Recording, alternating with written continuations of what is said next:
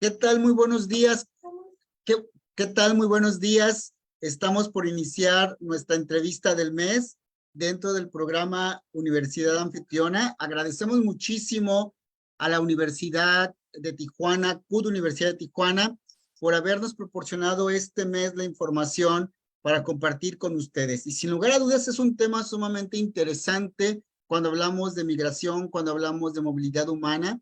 Y hoy justo nos acompaña el doctor Jorge Mario Flores Osorio. Él es licenciado en psicología, maestro en filosofía de la ciencia y doctor en filosofía de la ciencia, con una gran experiencia a nivel nacional e internacional.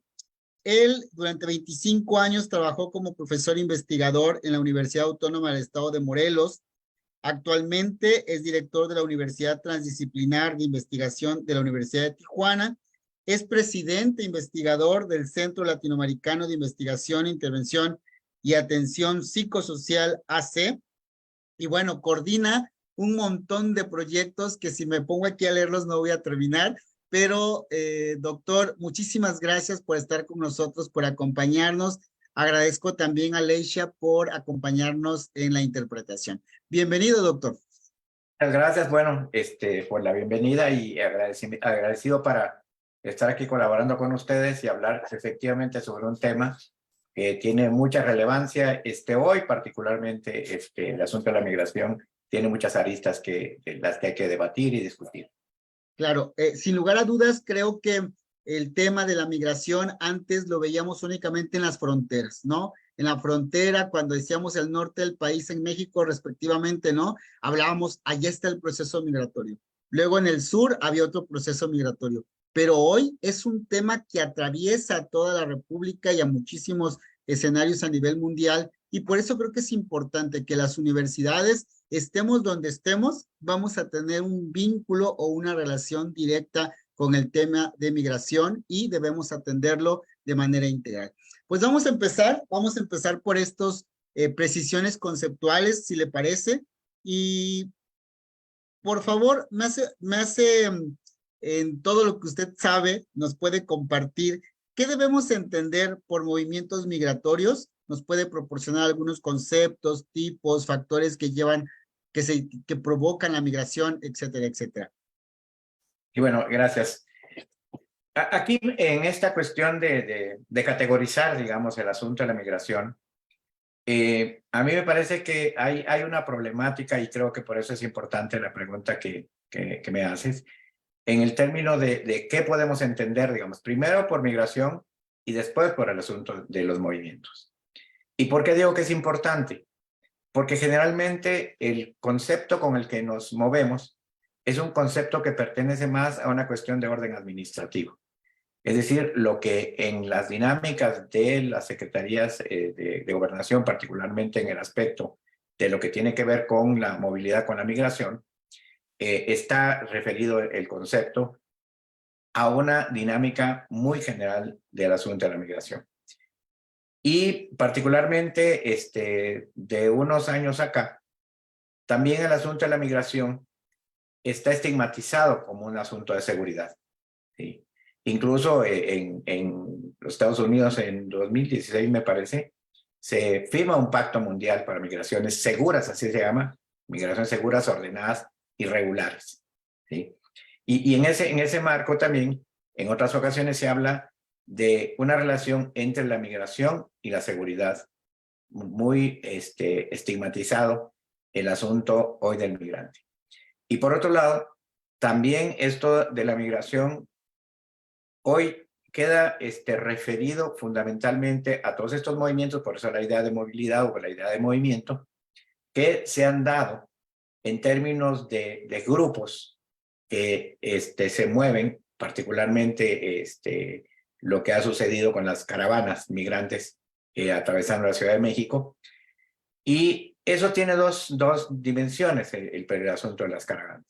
La primera, que en algún nivel hay un crecimiento importante del ritmo de movilización a nivel mundial, ¿sí? Es decir, por ejemplo, en 2015 se dice que hubo un ascenso de la migración, de la movilidad llamada de esta manera, a más de 244 millones de personas, ¿sí? Y 65 millones de esas personas son desplazadas por las fuerzas, ¿sí? Y además 21 millones de ellos que tienen que ver con refugio y otros vinculados a la idea de solicitud de asilo, aparte de lo que podíamos hablar de 40 millones que se determinan desplazados internos. Esa situación, en lo general, no se analiza en la particularidad de lo que es un refugiado, de lo que es un desplazado, de lo que es alguien que solicita asilo. Incluso el asunto del asilo hoy está muy ambiguo, el asunto de la solicitud de asilo de estas caravanas migrantes. ¿Por qué? Porque la categoría de asilo era una categoría que se creó fundamentalmente para aquellos personajes que eran perseguidos políticos en los países donde había problemáticas, fueran perseguidos políticos de uno o de otro grupo, de una u otra ideología. El asunto es que era un mecanismo para garantizar la vida de las personas que por cuestiones políticas eran perseguidos en sus respectivos países. Y México ha sido un país en ese sentido bastante importante, es decir, desde la migración española, por ejemplo, de los refugiados españoles, que empieza a recibir grandes sectores de población que corrían peligro en sus países. Y bueno, y la migración española es quizá uno de los referentes importantes, pero que además en el caso de México tuvo impactos interesantes en la vida académica de México, ¿sí? Y después, digamos, nos corremos rápidamente a los años 70, toda la migración latinoamericana, particularmente chilena, argentina, que también fortaleció, por la cuestión que comentabas de la dinámica académica, fortaleció la vida académica, particularmente de universidades como la UNAM, la Universidad de Puebla, universidades del centro del país, que recibieron a los intelectuales más importantes de esos países. Bueno, en ese sentido estaba el asunto del asilo. Hoy no queda claro qué significa solicitar asilo, digamos, en México o en los Estados Unidos, que me parece que la categoría más importante para esas personas que vienen por cuestiones de violencia, por seguridad, etcétera, es refugio, que es un poco lo que pasa en Oriente Medio, en Europa, etcétera, con todo esto. Y hoy en el caso de Ucrania y Estados Unidos y Rusia, el asunto de quienes van saliendo de Ucrania y lo que reciben es refugio. ¿Sí? No es asilo, no es estrictamente por eso. Pero eso, el refugio se caracteriza también porque son migraciones de movimientos migratorios. No es una persona, no son dos, son movimientos importantes de población. Entonces ahí me parece que cuando uno habla de eso tiene que tener claridad que estamos hablando de refugiados. Si estamos hablando de asilados, hoy en México sí sigue existiendo la figura de asilo político. Y no es una figura que solo se asile políticamente gentes que vienen de gobiernos de izquierda, sino también gobiernos de derecha, incluso de gobiernos del Medio Oriente y que dan refugio en esa dinámica. Entonces, como que eso es un primer elemento importante que se tiene que aclarar cuando hablamos de refugiados, cuando hablamos de desplazados, cuando hablamos de asilados, etcétera. Ese es un elemento. Y en el asunto de la movilidad, también algo que perdemos de vista, digamos, en estas movilidades, en el caso de México, ¿sí? Que son estas movilidades de primera importante, la haitiana, que tiene una característica diferente a las caravanas hondureñas y que estamos sumando, digamos, salvadoreños y guatemaltecos a esa dinámica.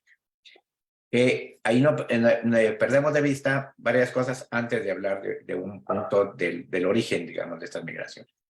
Y es que, en buena medida, en las primeras caravanas que se promovieron desde Honduras, hay una organización no gubernamental que se llama Pueblos Sin Fronteras, que financiaba ese movimiento internacional a través de este grupo de George Soros, ¿sí?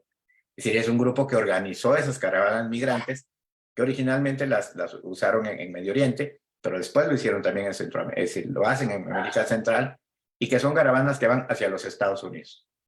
Que ese es un punto importante también aquí, en donde hay otra caracterización de la gente que se mueve en esas caravanas. Pero ahí también nosotros nos tendríamos que referir al asunto de por qué se han dado esos movimientos de caravanas muy fuertes de Centroamérica, particularmente Honduras, que es, digamos, el referente inicial de las caravanas primeras grandes después de la haitiana. De la haitiana me parece que tiene características muy particulares, es un esquema diferente de migración. Pero en el caso de Honduras, si uno no conoce la manera o la situación económica, política de Honduras, no entiende qué pasa con esos movimientos tan masivos. Honduras, por ejemplo, ha sido un país históricamente una especie de base militar de los Estados Unidos. De ahí salió la invasión a Villacochinos a Cuba, de ahí salió la invasión a Guatemala en el año 54, de ahí se instalaron los grupos contrarrevolucionarios nicaragüenses, es decir, ha jugado un papel de mucho control de los Estados Unidos y uno no entiende por qué es uno de los países más pobres de Centroamérica. ¿Sí? Honduras tiene quizá los niveles de pobreza de Haití, casi están en esos niveles Honduras. Entonces hay grandes sectores de la población en Honduras que ya no tienen ni siquiera la mínima esperanza de sobrevivir ahí. Y viene la oferta de grupos como Pueblos Sin Fronteras de moverse bajo el engaño que van a conseguir trabajo y hacen la movilidad de esas primeras caravanas en las que se mezclan muchas cuestiones económicas, cuestiones de violencia, incluso la propia posibilidad de incorporación a esas caravanas de ciertos grupos vinculados, digamos, a las maras que nacen en Estados Unidos, se van a El Salvador, bueno, los deportan de El Salvador y tienen copado básicamente Honduras y El Salvador. Entonces, ahí es donde me parece que una categoría simple, solo hablar de migración, nos hace perder toda esa dimensión de lo que tienen las caravanas. Y un elemento importante, por lo que preguntabas en relación, me parece que al ser México un país de tránsito, porque queramos pensemos lo que pensemos, llegamos lo que hagamos, México va a ser un elemento de flujo migratorio importante, que hoy ya no es solo en la migración centroamericana, ya no es solo en la migración del sureste de México. Tenemos cubanos, tenemos venezolanos, haitianos, chinos.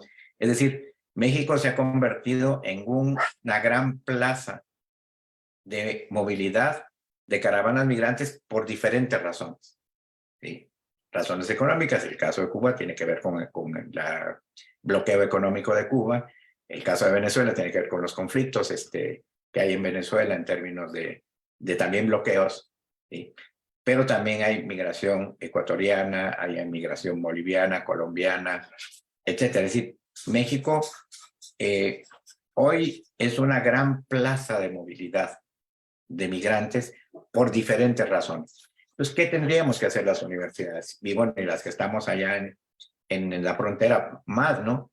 Tomar como base fundamental de nuestro trabajo, incluso de investigación, de intervención y de acciones sociales, esa problemática de la migración, que hoy incluso en Tijuana es más complicada que lo que podía ser normalmente la migración hacia Tijuana. Entonces, esos elementos, pues, me parece, y reitero la importancia de tomar en cuenta cada una de las categorizaciones para hablar de esa migración. Porque también, perdón, hay otra migración. Hay migración también por gente que tiene dinero y que se va a vivir a los Estados Unidos, por problemas también en sus países, van a invertir su dinero en los Estados Unidos. Y hay migración académica también. Hay quienes van a hacer un doctorado en los Estados Unidos, lo que antes se llamaba la fuga de cerebros, mexicanos que iban a Europa, a Estados Unidos, y se quedaban trabajando allá. Es también migración, pero tiene características particulares, no es estigmatizada, tiene mucho más oportunidades para vivir. Entonces me parece que todas esas cuestiones, y por eso me parece que la pregunta es importante, uno tiene que tener cuidado y desde la visión de la universidad también ver eso. El otro punto que me parece importante es que la mayor parte de trabajos de las instituciones que se han caracterizado por estudiar la migración es que solo ven los flujos migratorios, pero nunca sabemos qué pasa con las personas. Alguien diría, no, es que son muchos, ¿cómo vamos a saber? Bueno, obligación de quien hace investigación es buscarse los mecanismos para saber qué pasa realmente con las personas y no solo involucrarlos en ese gran globo en donde se pierden, se invisibilizan y se vuelven un número, nada más.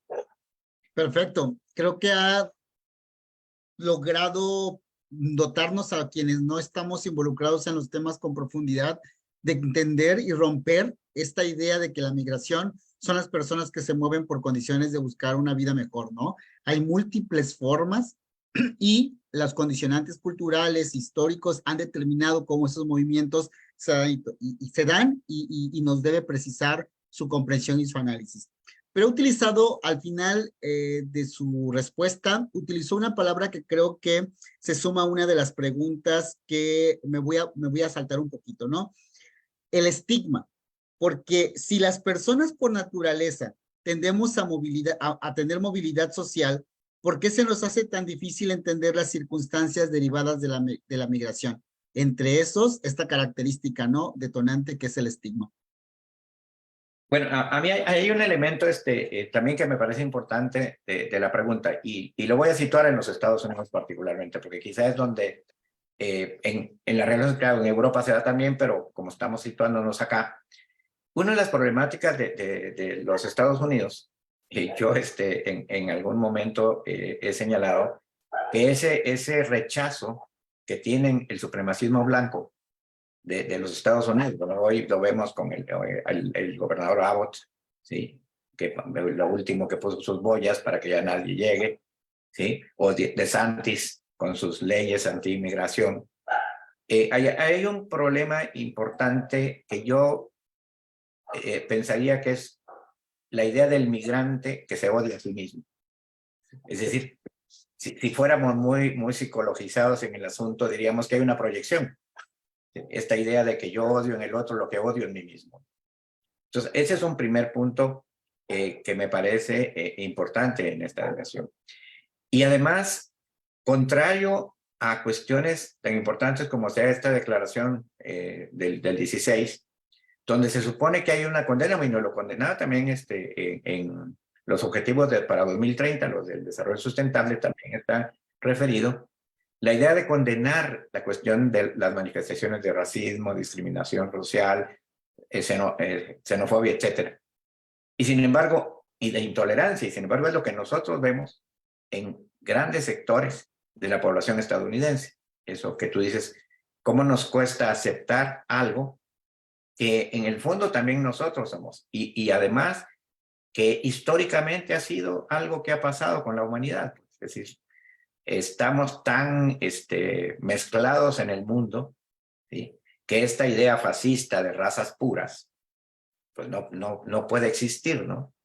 Y ahí me parece que hay un punto importante, incluso hay un texto que se lo recomiendo, que se publicó en el año 94 en los Estados Unidos, por unos investigadores psicólogos, por cierto, ligados a los republicanos, que es un libro, bueno, que en español lleva el título de algo así como la estructura social de los Estados Unidos a partir del cociente intelectual. Y de las cosas que uno encuentra ahí, así ahorita muy generales, no me voy a detener, es la idea de que los migrantes latinoamericanos afectamos el cociente intelectual de los estadounidenses. A diferencia de lo que dice ahí estos investigadores, Swapson y Hemsley y Swapson, a diferencia de ellos, de los europeos que enriquecieron el cociente intelectual de los Estados Unidos. Es decir, la mayor expresión de estigmatización y de discriminación hacia la población latinoamericana. ¿Sí? Y esto tiene que ver mucho con ciertos sectores del supremacismo blanco, bueno, porque hemos tenido la representación importante en la presidencia de los Estados Unidos con Donald Trump, ¿no? Y que hoy sigue su discurso en esa dimensión, digamos, y en donde la pobreza, porque aquí el otro elemento que tiene que ver es con la pobreza. La pobreza queda estigmatizada como población potencialmente delincuente. Es otro de los estigmas de la pobreza, ¿no? Entonces, ¿por qué no queremos recibir a los migrantes pobres? Porque son ladrones, porque son traficantes de drogas. Es decir, esto tiene que ver con un marco general de estigma grave de la pobreza. Incluso ahí hay un párrafo, si no recuerdo más en ese texto, donde dice, así del extremo del racismo, y estamos hablando de científicos que escriben este libro, ¿no? Donde afirman que una mujer pobre que tiene un hijo de bajo peso es porque tiene un cociente intelectual bajo. Es decir, cuando uno lee este texto y empieza a ver cómo ellos justifican la estructura social de los Estados Unidos a partir del cociente intelectual, vemos el mejor esquema de estigmatización y una recuperación de una vieja tesis que tiene que ver con el racismo. ¿Sí? Bueno, incluso cómo nos referimos a la diferencia cultural como raza. ¿Sí? Es decir, ha quedado claro científicamente que no hay diferencias raciales en términos intelectuales, en términos corticales, etc. Pero, ¿cómo es posible que dos científicos estadounidenses recuperen esa tesis y la publiquen en un texto que supuestamente es una investigación? ¿Sí? Entonces, ese es uno de los problemas quizá más graves en términos de lo que nos cuesta entender. Y el problema es que también los que no somos blancos internalizamos la idea de que somos blancos. Yo escribí algún artículo hace algunos años que le llamaba el excluido que excluye. Claro. Es decir, cómo somos excluidos y a su vez nosotros excluimos a los otros porque nos internalizamos esa idea de supremacía sobre los otros y sobre todo sobre los pobres. Bueno, y también, aquí también se da mucho, ¿no? Digo, los que vivimos en México, en la República Mexicana, la migración campo-ciudad, ahí se denota todo esto, ¿no? O de una colonia a otra colonia en un mismo estado y en una misma, una zona metropolitana, ¿no? Los ricos, los pobres, ¿no? Por ahí el término aporofobia que nos ayuda, igual que la xenofobia, nos ayudan a comprobar estos estigmas, esta sedimentación ideológica que vamos generando con el tiempo y que no nos permite tener una visualización amplia de la situación que viven las personas en movilidad o migrantes y que están vigentes en cualquier espacio, ¿no? En la calle, en la escuela, en las iglesias, en los clubes, en cualquier lado se ve presente un movimiento social, pero también el estigma ante la persona que se mueve. Bueno, doctor, y a partir de esto que estamos conversando, ¿por qué resulta el tema de la movilidad social o los movimientos migratorios un tema de salud y bienestar? Bueno, indudablemente que es un tema que tiene que ver con salud. Digamos, ¿qué pasa en Tijuana? Me voy a situar en Tijuana ahorita. Es decir, en la medida que crece la población, Tijuana es una ciudad que crece con una velocidad impresionante. Incluso, según los datos censales, es la ciudad más grande, una de las ciudades más grandes del país. Y con las caravanas, pues va creciendo esa dinámica. Y el problema está en que ese crecimiento implica también, por ejemplo, servicios, problemas de agua que tienen que ver con la salud, ¿sí? Problemas de drenaje que tienen que ver con la salud, para pensar en infraestructura, ¿sí? Pero también implica una oferta mayor de servicios de salud para la población. Sí, en esas caravanas, incluso los que no se quedan, necesitan ser atendidos en términos de salud. Sí, el crecimiento poblacional en cualquier circunstancia que lo veamos, ¿sí? Tiene que ver con un concepto de la CEPAL, con un asunto de desarrollo humano. ¿Qué implica el desarrollo humano? Servicios de salud, servicios educativos, infraestructura, es el trabajo, etcétera. Es decir, este proceso, digamos, de las poblaciones va implicando que haya mayores problemáticas vinculadas a la salud, ¿sí? Pero además son sectores que se quedan en condiciones de pobreza, ¿no? Así, viven en zonas en Tijuana que no tienen infraestructura, que no tienen condiciones higiénicas, digamos, infraestructuralmente, que no tienen agua potable, que no tienen servicios mínimos de salud. Entonces, indudablemente que el crecimiento, sea por migración o sea por crecimiento natural de una sociedad, de un país, pues tiene que tener impacto en la dinámica de salud. Y efectivamente entra en el panorama de uno de los derechos constitucionales fundamentales, el derecho a la salud. Y el derecho a la salud, además, no es solo de quienes vivimos en una población, es de quienes nos movemos en esos espacios sociales. Y justo en los Estados Unidos, uno de los grandes problemas que hay es que ciertos sectores, los gobernadores como Abbott, quieren negar incluso el acceso mínimo a los servicios de salud de esa población. Es indudable, por donde nosotros lo queramos ver, que el problema de salud es un problema central con el asunto de la migración y la movilidad. Claro, y además, ¿no? En Tijuana, por ejemplo, o en Baja California, que es muy notorio porque llegan todas las caravanas, que es la meta, ¿no? Estados Unidos, pero también al momento que entran por el sur, Chiapas, al momento de que también en otros estados de la República, ¿no? Escuchaba yo compañeros y compañeras hablando al respecto. Quintana Roo también tiene una cuestión de movilidad tremenda. Michoacán, Guadalajara, Guanajuato, Ciudad de México. O sea, comenzamos a ver que el problema, por ahí una compañera en Michoacán precisamente dice, es que aquí tenemos una movilidad social o un problema de migración casi invisible. Nadie lo nota, nadie lo ve, pero lo padecemos. ¿Por qué? Porque regresan los niños, regresan las familias, un montón de situaciones que se viven a partir del flujo y del movimiento migratorio, ¿no? Pero que al final van a requerir espacios, esparcimiento, atención a la salud y otras tantas cosas que necesitamos para el bienestar y para tener un estilo de vida saludable. Bueno, como el tiempo se nos va agotando, quisiera yo abordar a partir de aquí otro tema sumamente importante que tiene que ver con estos temas que estamos dialogando, y es respecto a la educación. ¿Qué sucede? ¿Qué acontece en el espacio académico, en el espacio educativo con estos movimientos? Bueno, como el asunto de la salud, el aspecto educativo es otro elemento central. Y que México tiene un problema, digamos, en esa dimensión.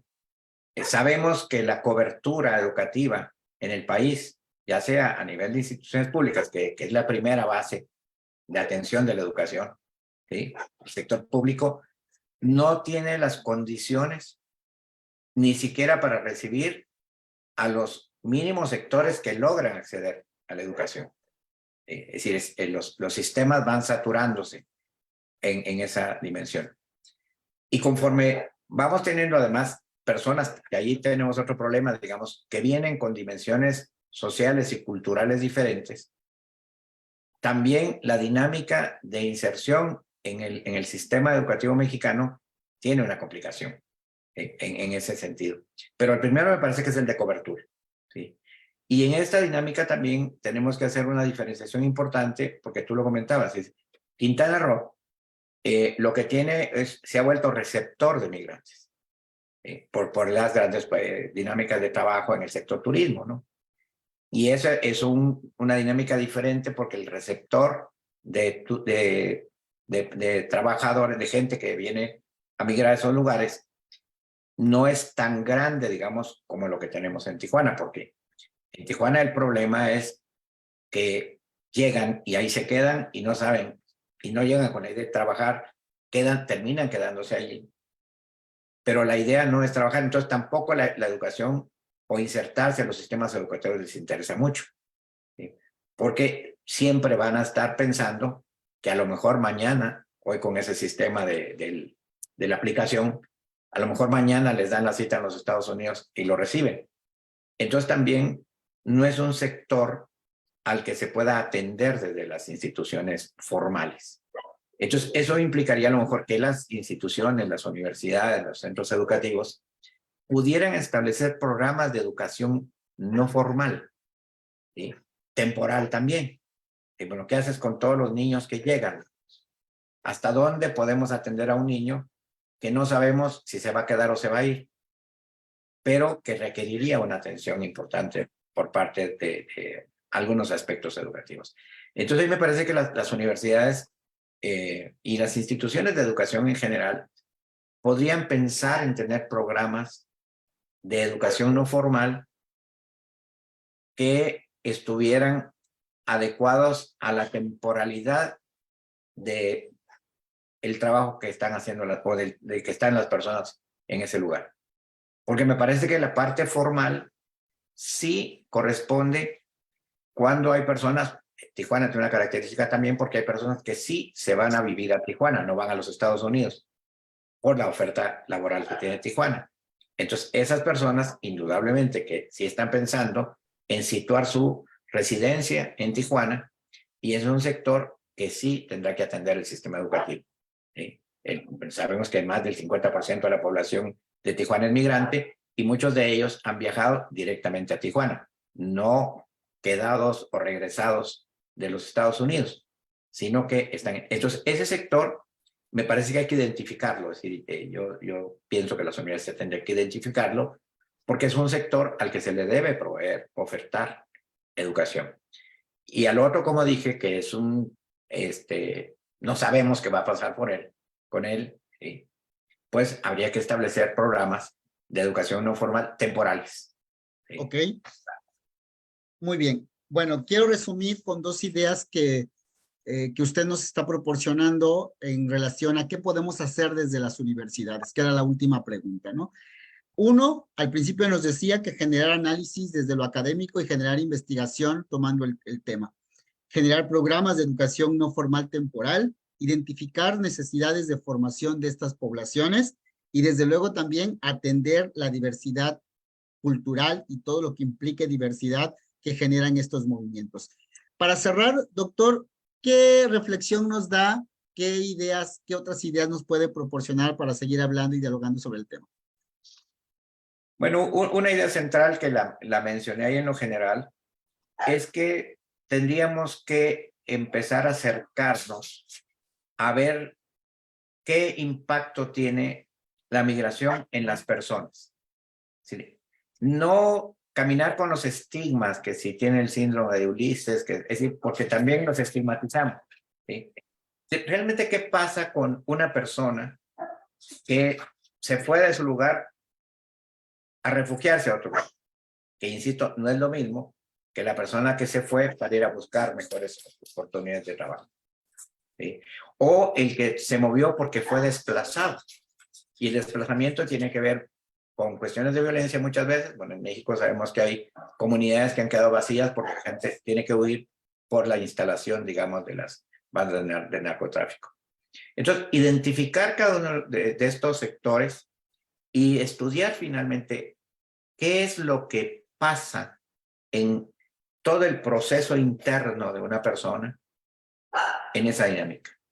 Y la otra cuestión que de hecho nosotros tenemos en Tijuana un trabajo ahí, que es con respecto al asunto de la mujer. Nosotros tenemos, por ejemplo, que las mujeres se potencia la vulnerabilidad en la migración.